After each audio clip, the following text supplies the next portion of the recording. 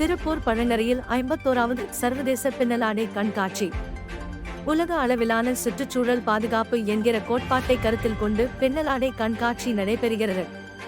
வருகிற 4ஆம் தேதி துவங்கி 3 நாட்கள் நடக்கிறது. 70 அரங்கியல் ஏற்றுமதியாளர்கள் பங்கு பெறுகிறார்கள். கிட்டத்தட்ட 100 பையிங் ஏஜென்ட்ஸ், பையிங் கன்சல்டன்ட் வர இருக்கிறார்கள். அதுபோக வெளிநாட்டிலிருந்து ஒரு 30 - 40 பையர்கள் வர இருக்கிறார்கள். யூரோப்பிய நாட்டிலிருந்து வர நிறைய பெயர் உள்ளது. அமெரிக்காவிலிருந்து வர இருக்கிறார்கள்.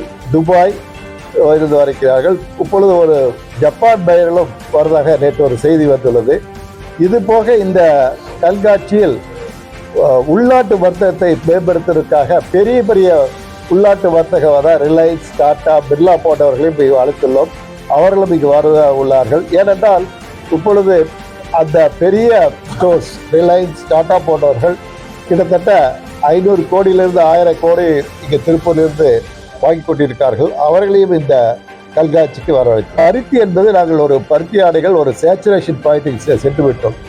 உலக அளவில் 80% செயற்கை இலையிலான ஆடைகளை தான் உற்பத்தி செய்து கொண்டிருக்கிறார்கள். 20% தான் பருத்தி ஆடைகள். ஆனால் இந்தியாவை பொறுத்தவரை 80% பருத்தி ஆடைகளும் 20% தான் செயற்கையில் செய்திருக்கிறோம். அதை மாற்ற ஸ்போர்ட்ஸ் வேர் என்பது கண்டிப்பாக நாங்கள் செயற்கை ஆடைகள் தான் செய்ய வேண்டும். அதற்கு 50வது ஃபேரிலே முயற்சி செய்துள்ளோம். இப்பொழுது கொஞ்சமாக அட்லீஸ்ட் திருப்பூரிலிருந்து இந்த 20% 30 - 40% மாற்ற எல்லாவதையும் முயற்சி ஆற்றியுள்ளோம்.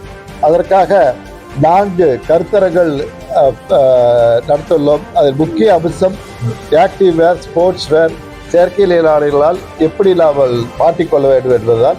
அதற்காக திருப்பூர் ஏற்றுமதி சங்கமும், ஏஐபிசியும், செக்டார்கள் கவுன்சிலும், ஐகேஎஃப்பும் முயற்சி ஏற்றுக்கொண்டிருக்கிறது. முக்கியமாக ஒன்றில்லை. நாட்டிலிருந்து பின்னலாடை என்பது மிகவும் குறைந்த ஏற்றுமதியே. லூதியானில் பார்த்தீர்கள் என்றால் அவர்களுடைய ஏற்றுமதி 500 கோடி தான். நாம் 34,000 கோடி செய்து கொண்டிருக்கிறோம். நாம் 34,000 கோடியில் அட்லீஸ்ட் ஒரு 20% 7,000 - 8,000 கோடியை நாம் மேன்மேட் ஃபைபர், ஸ்போர்ட்ஸ் வேர், ஆக்டிவ் வேருக்கு பண்ண வேண்டும். நாங்கள் தொடர்ந்து இந்த 4-5 ஆயுதங்களாக முயற்சி செய்து கொண்டிருக்கிறோம். அதாவது ஒருவருடைய ஸ்டேட்டினுடைய பொருளாதார வளர்ச்சிக்காக அந்தந்த மாநில முதல்வர்கள் அவர்கள் முயற்சி செய்து கொண்டிருக்கிறார்கள். அந்த அடிப்படையில் மத்திய பிரதேஷ் முதலமைச்சர் அவர்கள் இங்கு எங்களுடன் கலந்துரையாடினார்.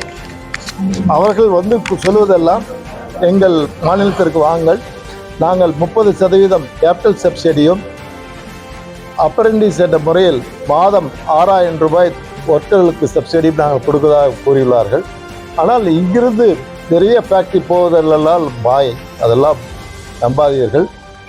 ஒரு சில ஃபேக்ட்ரிகள் செல்லலாம்.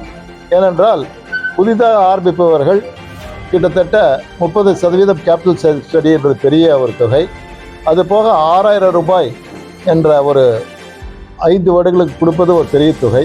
எல்லாவற்றுக்கும் மேலாக உற்பத்தி செலவு அங்கு கம்மியாகும் என்று சொல்லி அவர்கள் எலக்ட்ரிசிட்டியில் கிட்டத்தட்ட 4 ரூபாய் குறைவாக கொடுப்பதாக கூறியுள்ளார்கள். அதனால் தமிழக அரசாங்கம் இதை கருத்தில் கொண்டு நமது தொழிலை, இங்கிருக்கும் தொழிலை காப்பாற்ற வேண்டும் என்று நாங்கள் கேட்டுக்கொள்கிறோம்.